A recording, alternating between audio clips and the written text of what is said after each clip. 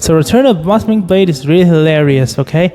It was written as this super underdog story where this fallen sect fighting from below to return to the top once again, but in reality, it's just a story about an old man with anger issues just beating up little kids. You know what I mean? Like, do you even understand that Chung Myung is actually a 100-year-old man that pretends to be a 12-year-old? But if you haven't read The Return of the Blossoming Blade, you should totally check it out right after watching this video. But the story is basically this. Basically, Chung Myung, the main character, aka the Plum Blossom Sword Saint, he killed the heavenly demon, ended the war, and died a legend. He reincarnated 100 years later in the body of a 12-year-old starving child with no money. So the logical thing to do in this situation is to go back to his sect, Mount Hua, which is the greatest sect in the world. That way, he could at least live in a better condition. I mean, come on, anything is better than being a beggar, right? Except, Mount Hua is now dirt poor, even poorer than the beggar sect themselves. Now the beggar sect actually has money. They only do the begging as a way to gather information from around the world, and they sell that information for a high price. It is basically the Facebook of ancient time. So the beggar sect is actually pretty rich, as we established. Meanwhile, Mount Hua got nothing right now. No money, no martial arts, and no warriors. So what does Chung Myung do? Does he reveal that he's the reincarnation of the Sword Saint himself? Nah, he gaslighted the people to think that he is just this really talented genius. But this guy is a menace, okay? He is the living embodiment of chaos itself, because whoever crossed paths with him came out way worse than they deserve to be. So on his first day of rejoining Mount Hua, he started beefing with all of the children of Mount Hua. This old man beats up all the children until he becomes king of the kids. Like, bro, why are you a 100-year-old man beating up little kids?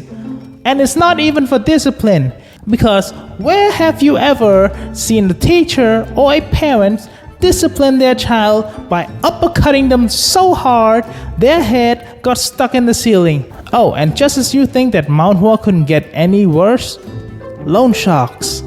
Loan shark arrived. These people lent Mount Hua about $1,000, but the interest increased to $100,000. Now Mount Hua is dirt broke and $100,000 in debt. The loan shark actually came to inform them that they better pay back the money within a week or the loan shark will own Mount Hua. First of all, let's admire the effort and courage of these loan sharks. Bravo! Because Mount Hua has no lift, no escalators, and the only way to climb is by hands and feet. These people actually risked their life climbing Mount Hua just to demand payment. Not to mention the courage, because they didn't send their staff. They came here on their own. These men are the bosses of their own respective organization. In Mount Hua, there's no security cameras, nothing. Just a bunch of merchants with torches kicking right through Mount Hua's gate. If Mount Hua just killed them here, they'll be debt free without any problem whatsoever. There's no security camera, no police, no nothing. It's like that old saying goes, whatever happened in Mount Hua stays in Mount Hua. And they had the nerve, these loan sharks, they had the nerve to demand payment from Mount Hua in just 7 days, or they will own Mount Hua. Like, bro, why do you even want this place? What are you even gonna do with it? Turn it into a spa and call it Loan Shark Resort? Ain't nobody's gonna climb this entire mountain just to get a massage from loan sharks. So back to the story. Chung Myung is in deep trouble, because how in the world will Chung Myung possibly find $100,000 in just 7 days? Chung Myung did the only logical thing he could think of, and that is put on a ninja outfit and start beating up people. He goes to town, finds one of the loan sharks and beats them up for information.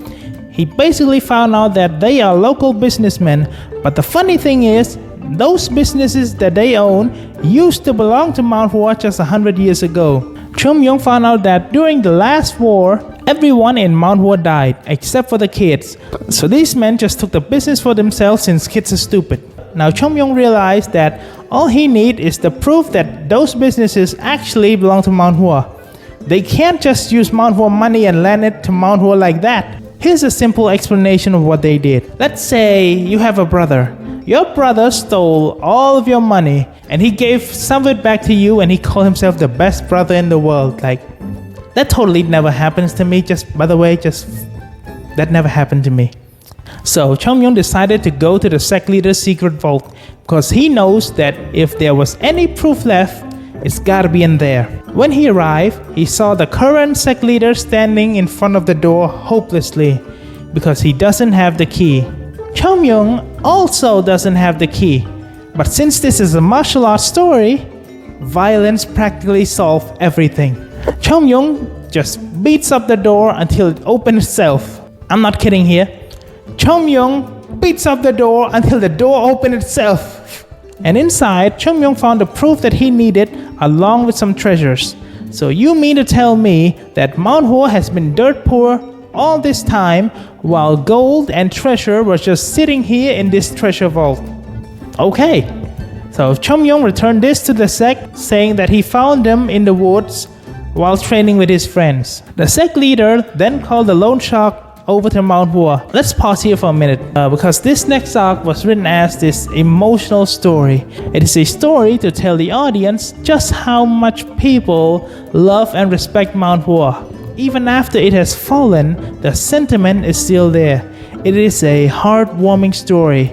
But this arc is actually quite funny when you look at it from the perspective of the leader of the loan sharks. So let's say I am Mr. Kong. I'm a wealthy businessman. I am also the spy sent from Zhongnan to end Mount Hua once and for all. And if you haven't read the story, Zhongnan is the lifelong rival/enemy of Mount Hua. And since Mount Hua has fallen, they thought that this would be the perfect opportunity to end Mount Hua once and for all.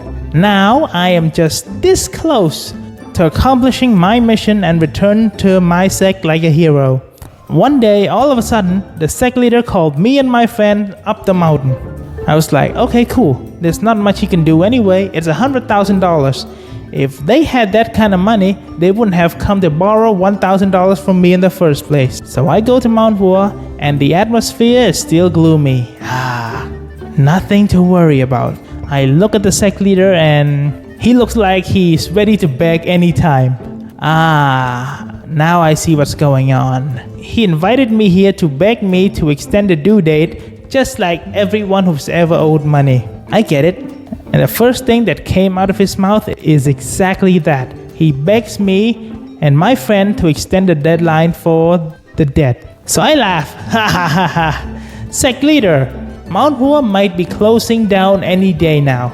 And you want me to extend the deadline? Come on, let's be realistic here. Then the sect leader goes on and on about Mount Hua history and its legacy, how they protected the people for centuries just to gather some sympathy from me and my friends. And I was like, bro, you look like you haven't fought anyone in the past 100 years. Why are you talking like you're protecting everybody? You probably couldn't beat my bodyguard right now if you wanted to. But his word seemed to resonate to my stupid friends who was born here and clearly has some attachment. So I know I had to step in and do something. And I said, sir, we are businessmen.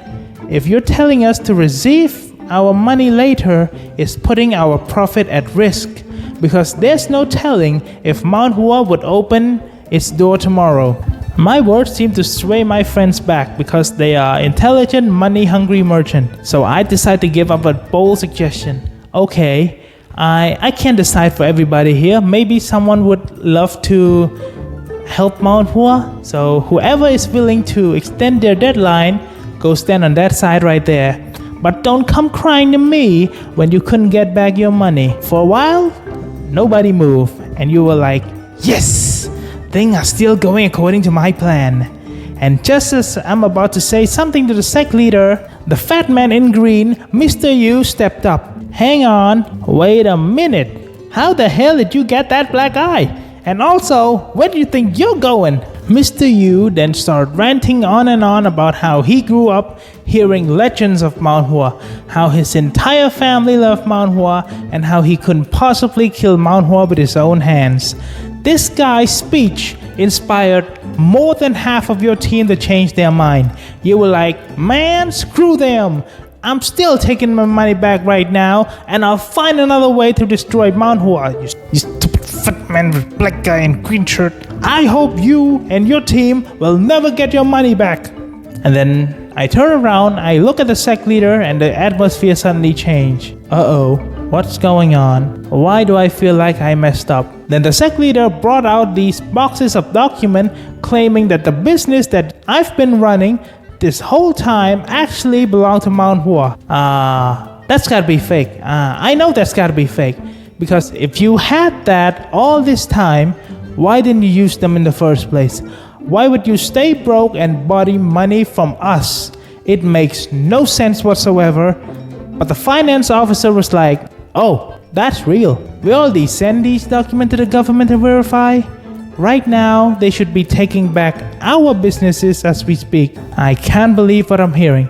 But from my many years of experience as a merchant, I also realized that these documents are actually the real deal. So this is it, huh? Well, at least I can go back home to Zhongnan and leave this stupid place. But for some reason, the sect leader was kind enough to let me keep a cartload of my wealth. Oh, okay. I don't know why you would do that, but I'm not gonna decline free money. So I leave the mountain in shame with nothing but a cartload of my wealth. Then I saw someone just standing there in the middle of a road dressed like a thief. From his size, I can totally tell that he's clearly a kid. But he acted like he got a hunchback. Wait, hold on. You are clearly just a kid, but have a hunchback. Are you an old man with Benjamin Button or something? And let's not talk about his outfit. His whole outfit screamed that he's coming to rob me. Oh, okay. Okay, little thief. You picked the wrong day and the wrong guy to rob, because right now I'm really pissed off. Bodyguard, go kill the thief. To my surprise, this thief is actually strong as hell, because in the blink of an eye, he took down all 10 of my bodyguards. Oh, okay. This thief got some mad skill, I'll admit. And this thief accidentally spilled that he came to take back his money. Your money? Oh, you must be from Mount Hua. And this thief was like a cartoon character. He said, no, I'm not. Well, maybe I am. I don't know. I'm not. So I was like, oh, okay. You actually came at the right time, because right now I really want to punch somebody from Mount Hua. So let's go back a little bit. As for me, I am a Zhongnan disciple. Zhongnan is one of the 10 great sects. I know there's no way that someone from Mount Hua, which is a declining sect, could ever be a match for me. So I go to attack him, but this dude dodges like he had future sight. He blocked even before I try to hit him. After a few blow exchange, I realize I am definitely no match for this guy. So I change strategy. Please, Benjamin Button man, don't hurt me. You can take all of my wealth. As he walked closer, I prepared this devastating trump card I learned in Zhongnan. Boom! Huge explosion, but it didn't work. He dodged again. Man, maybe this guy really can predict the future. Then I heard this. Zhongnan, huh? Ah, shit. I accidentally revealed my origin. Then this guy pulled out his sword, and actual, literal pink flower suddenly appeared in the sky. Are you God? What the heck is going on here? But before I even know it, I am knocked out on the ground.